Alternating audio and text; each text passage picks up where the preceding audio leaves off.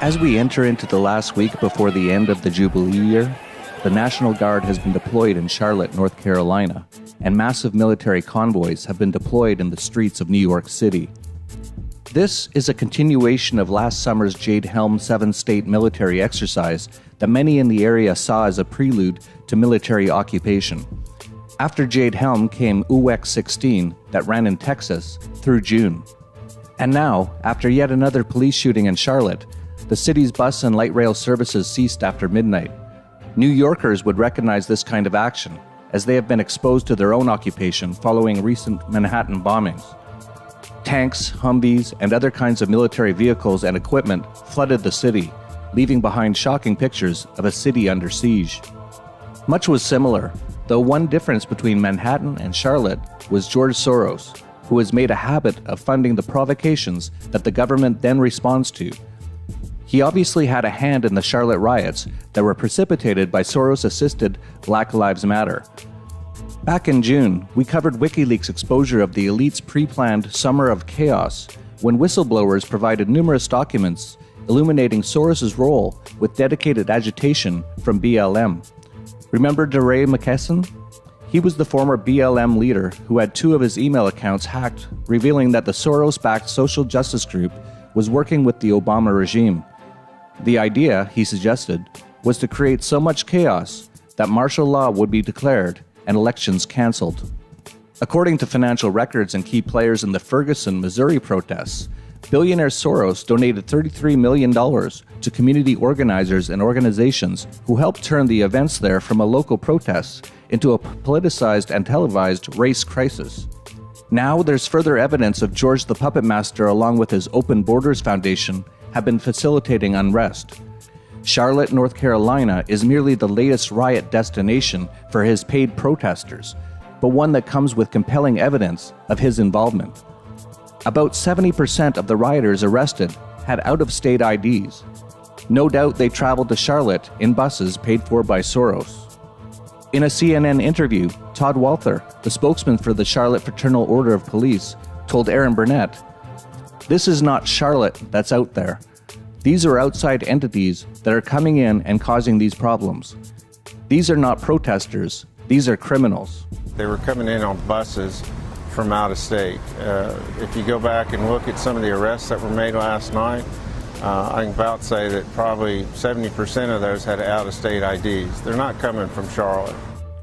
Yes, criminals funded by a criminal. This is no longer peaceful protest. The most ridiculous aspect of these peaceful protests, as CNN and MSNBC continue to call them, is that they are not protests, they are riots. The rioting is obvious. Protesters broke into the Charlotte Hornets team store to steal basketball merchandise. Protesters looted the NASCAR Hall of Fame. Protesters vandalized and destroyed buses, stores, and homes in poor black neighborhoods. That's probably how Soros lured them. He let it be known that looting would be the main protest in Charlotte. When it comes to globalism and globalists, we don't rule anything out. To the elites behind all of this, and Soros is just an employee, this is all a sick game. They actually enjoy controlling the sheeple and then laughing at their inability to recognize who's manipulating them. This isn't going away with the end of the Jubilee year in October, or even with the end of 2016. It's just getting started, and the false flags are growing more numerous.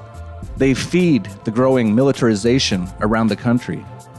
After the false flag shooting that occurred in Dallas, for instance, where the assailant was supposedly bombed by a drone before any information could be extracted from him, the NYPD was compelled to purchase $7.5 million worth of military-grade protection equipment and weapons for themselves.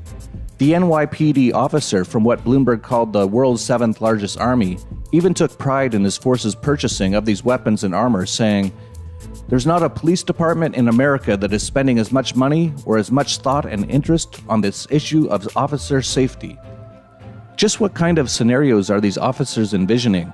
If it weren't for the camouflage, it would be nearly impossible to differentiate between them and the actual military. None of this seems to matter to Americans, who don't even bat an eye at these troops on their streets.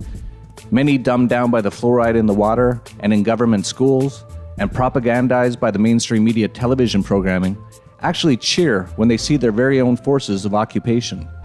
Most of them are unaware of the existence of posse comitatus, the part of their constitution that used to prohibit troops on their streets in times of peace, let alone its nullification back in 2006, which made declaring martial law even easier in the event of a terrorist attack or natural disaster. Americans are too busy watching sitcoms and fake news to figure out the disaster headed in their direction. And the ones that do figure it out are supposed to be discouraged by people like Soros. That's why there are so many news reports featuring Soros. And that's why he's never been arrested, by the way. They want you to understand all the bad things he's doing. And they want you to be clear on one thing. He can keep on doing it with impunity. No one is going to stop him. He's going to continue his agitations until chaos rises up around the world. The elites behind this world-shaping gambit want you to be thoroughly discouraged. They want to emotionally paralyze you. There is violence and strife looming, and it's all being planned to control you. The elites intend to steal your wealth and livelihood by any means necessary. Stay one step ahead of them by getting your money out of the financial system while you still can. To help your family and yourself survive and prosper through the collapse of the dollar, check out my book, Shemitah Trends, on Amazon, or become a subscriber at dollarvigilante.com/subscribe and receive the book free. We are now exactly 1 week from the end of the Jubilee year. Will something else happen before or on that date? Perhaps not. But, as we've described all year, all the pieces for continued chaos have been put in place. And it won't stop after October 2nd either. In fact, it looks like it's just getting started.